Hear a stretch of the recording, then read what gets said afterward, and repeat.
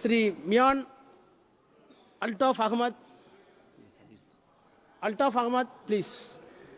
शुक्रिया बहुत बहुत। आज इस बजट पे यहाँ बहस शुरू हुई है। हमारी तवक्का थी कि इस साल जम्मू कश्मीर में इलेक्शन हुए, नई हुकूमत बनी, तो हमें बजट में, क्योंकि लोगों की बड़ी उम्मीदें हैं नई गवर्नमेंट से, और 10 साल के बाद वहाँ पे इलेक्शन हुए, हमारी तवक्का ये थी कि हमारी एलोकेशन बढ़ेगी, वहाँ जो हुकूमत बनी है वो लोगों के काम कर सकेगी, अच्छे अस्पताल दे सकेगी, अच्छी यूनिवर्सिटियाँ कायम कर सकेगी, अच्छी सड़कें बना सकेगी।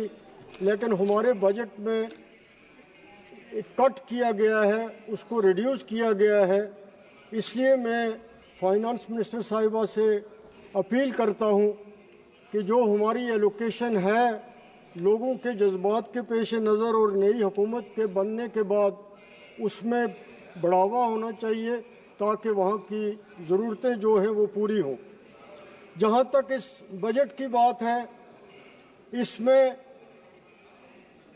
जो सोशल वेलफेयर से विडो पेंशन ले रही हैं, ओल्ड एज पेंशन ले रहे हैं, हैंडीकैप पेंशन ले रहे हैं, मैरिज असिस्टेंट्स के केस ले रहे हैं, उनमें किसी किस्म का कोई भी बढ़ावा नहीं हुआ है, उनमें किसी किस्म का इंक्रीज नहीं किया गया है उनको, हालांकि कीमतें जो हैं वो आसमान पे हैं। तो गरीब तबका जो है, माजूर लोग जो हैं, उनको नज़रअंदाज किया गया है। इसी तरह जिस तरह बहुत सारे मेरे साथियों ने कहा कि मनरेगा के हवाले से एलोकेशन बहुत ज़्यादा कम है, इस एलोकेशन को बढ़ाने की ज़रूरत थी। मैन डेज जो इसमें हैं उसमें इंक्रीज करने की ज़रूरत थी, उसमें भी कमी हो रही है। और एम्प्लॉयमेंट रूरल एरियाज़ में जनरेट करने का सबसे बड़ा ज़रिया जो था वो मनरेगा ही था, मनरेगा के काम थे। अब उसमें पैसा नहीं मिल रहा है, उसमें बजट में बढ़ाया नहीं गई, एलोकेशन नहीं बढ़ाई गई है, उससे बहुत ज़्यादा प्रॉब्लम जो हैं वो हैं। इसी तरह ऑनरेबल चेयरमैन, इस वक्त सबसे बड़ा मसला जो है, Please, 1 minute. I want to know the sense of the House. Already it is 6 o'clock. Thank you, sir. I am having long list of speakers expresses their views to. If the House decides that it can be extended up to 9 o'clock. 9 o'clock, yes. Wait. The time extended till 9 o'clock. Now, honorable member can speak. Unemployment के हवाले से Okay, 8 o'clock. Time extended till 8 o'clock. Please, continue. Sir unemployment के हवाले से इस budget में कुछ भी नहीं कहा गया। आज अगर मसला है तो बेरोजगारी का है, पीएचडी करके, डॉक्टरी की डिग्री करके, इंजीनियरिंग की डिग्री करके बेरोजगारी रोज बरोज बढ़ रही है। उसके लिए इस बजट में कुछ भी नहीं कहा गया है, कोई इंडिकेट नहीं किया गया है कि बेरोजगारी को ख़त्म करने के लिए जो सबसे बड़ा मसला है उसके बारे में यहाँ पे कुछ नहीं कहा गया है। जीएसटी के बारे में, जीएसटी जो है उसकी वजह से आपका तमाम कारोबारी तबका वो मायूस है, उसका डायरेक्ट बोझ जो है वो गरीब आदमी पे पड़ रहा है, उससे जीएसटी को वसूल किया जा रहा है। इसलिए रिकंसिडर करने की ज़रूरत है इसको, जीएसटी के मामलात को। इसके साथ साथ जो मेडिकल कॉलेज के बारे में कहा गया, ऑनरेबल चेयरमैन, मैं आपकी नोट्स में लाना चाहता हूं, मेडिकल कॉलेज खुल रहे हैं, नए एम्स खुल रहे हैं, लेकिन इंफ्रास्ट्रक्चर कहीं भी नहीं है, स्टाफ कहीं भी नहीं है। मेडिकल कॉलेज खोलने से कुछ भी नहीं होगा अगर आप उनकी कंसोलिडेशन नहीं करेंगे। अगर आप उनकी कंसोलिडेशन नहीं करेंगे तो नाम के मेडिकल कॉलेज खुलते रहेंगे अस्पतालों की तरह, उससे कोई फायदा नहीं होगा। मेरी कॉन्स्टिट्यूंसी में 2 मेडिकल कॉलेज 2012 में खुले थे, आज तक वहां पे अनंतनाग सबसे बड़ा डिस्ट्रिक्ट है पॉपुलेशन के हिसाब से, आज तक वहां एमआरआई की फैसिलिटी नहीं है, आज तक वहां बिल्डिंग तैयार नहीं है। बॉर्डर डिस्ट्रिक्ट है राजौरी का, उसमें मेडिकल कॉलेज है लेकिन कैथ लैब नहीं है, एमआरआई नहीं है। तो मेरी अपील होगी फाइनेंस मिनिस्टर साहिबा से कि वो इस इशू को देखें कि एम्स तो खोले जा रहे हैं, मेडिकल कॉलेज तो खोले जा रहे हैं, लेकिन क्या कंसोलिडेशन हो रही है, क्या उनकी फंक्शनिंग ठीक है, क्या वहाँ उनका स्टाफ है, इन चीज़ों को देखने की ज़रूरत है और कंसोलिडेशन करने की बहुत ज़्यादा ज़रूरत है। इसके साथ साथ ट्राइबल्स के बारे में कहा गया है और कोई धरती आकाश ट्राइबल विलेज नाम के स्कीम के बारे में प्रेसिडेंट एड्रेस में भी कहा गया, इस बजट में भी कहा गया।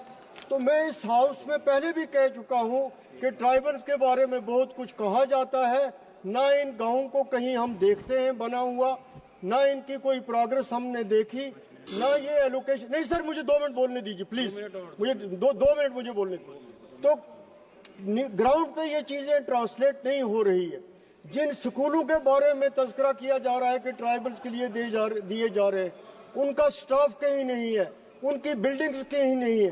तो हम इस हाउस में आते हैं तो हमें मौका मिलना चाहिए कि हम अपनी बात, ग्राउंड की जो बात है वो फाइनेंस मिनिस्टर साहिबा के सामने रखें और उनका फर्ज है कि अगर हमारे पॉइंट जेन्युइन है तो उनको देखा जाए।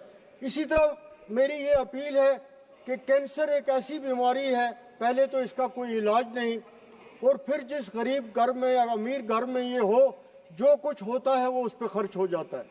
तो ज़रूरत इस बात की है कि कैंसर की दवाइयाँ मुफ्त दी जाएं। अगर मुफ्त नहीं दी जा सकती तो जो भी उस पर कस्टम ड्यूटी लगती है वो टोटली उनको फ्री किया जाए और जितना मुमकिन पॉसिबल हो उतना उनके ट्रीटमेंट को आसान करने की कोशिश की जाए। इस बार एक मिनट सुनिए, आप बाजेट देखा होगा, बाजेट में वो सब विषय इंक्लूजन किया गया, उसका वेलकम करते हैं सर, आप वेलकम कीजिए। हम वन डे केयर की बात इन्होंने की, उसका वेलकम करते हैं। पीएमओ ऑफिस से जो हम रिकमेंड करते हैं एज एमपी केस, वो जल्दी उनकी सोल्यूशन हो जाती है, हम उसके लिए भी मशकूर हैं। लेकिन जहां नहीं है, जहां है वहां हम कह रहे हैं, लेकिन ये बीमारी ऐसी है, गरीबों का मसला है, इसलिए सर मैंने आपसे ये बात कही। इसी तरह यूनिवर्सिटीज खुल रही हैं, सेंट्रल यूनिवर्सिटीज खुल रही हैं, कैंप्स खुल रही हैं, सर उनमें भी स्टाफ नहीं है, उनमें भी इंफ्रास्ट्रक्चर नहीं है। इस चीज को देखने की जरूरत है। अनंतनाग में यूनिवर्सिटी का कैंप है, कोई इंफ्रास्ट्रक्चर नहीं है, स्टाफ नहीं है। पुंछ एक बॉर्डर डिस्ट्रिक्ट है, कैंप है, स्टाफ नहीं है। तो ये चीजें अगर सेंट्रल यूनिवर्सिटियां भी बन रही हैं तो मेरी अपील होगी आप पूरे हाउस से कि देखना चाहिए कि क्या उनमें स्टाफ है कि नहीं। सर एक पॉइंट दो पॉइंट देकर मैं कंक्लूड करता हूँ। दो पॉइंट है सर मेरे। रेलवे लाइन बॉर्डर डिस्ट्रिक्ट से राजौरी पुंछ, मैं वहां की नुमाइंदगी करता हूं, बहुत जरूरी है वहां रेलवे लाइन, जरूरी है, उसका कोई जिक्र नहीं है। मेरी ये अपील है कि उसको इस बजट में उसके बारे में कोई ना कोई एलोकेशन जो है उन बॉर्डर डिस्ट्रिक्ट्स में रेलवे को पहुंचाने के लिए की जाए। इसी तरह प्राइम मिनिस्टर साहब ने जो रिलीफ पैकेज दिया था पाक ऑक्यूपाइड जम्मू कश्मीर के लोगों को, 2017 में ये रिलीफ दिया गया था, 2015 में उसके पूरे उस अमाउंट की डिस्बर्समेंट नहीं हुई है, पूरे लोगों तक वो पहुंचा नहीं है। खास तौर पे मेरा जो डिस्ट्रिक्ट है, मेरी कॉन्स्टिट्यूंसी का एक बॉर्डर डिस्ट्रिक्ट है पुंछ डिस्ट्रिक्ट, वहाँ के गरीब लोग हैं पीओजेके के आए हुए, उन तक अभी ये रिलीफ नहीं पहुंचा है। ये रिलीफ जो है उन तक पहुंचने की जरूरत है। धन्यवाद।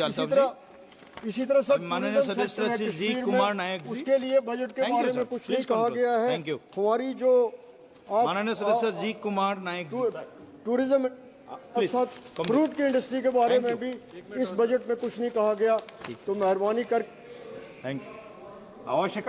ಅವಕಾಶಕ್ಕಾಗಿ ಧನ್ಯವಾದಗಳು ಸ್ಪೀಕರ್ ಸರ್. ಮಾನ್ಯ ಅರ್ಥ ಸಚಿವರು ಮಂಡಿಸಿದ ಬಜೆಟ್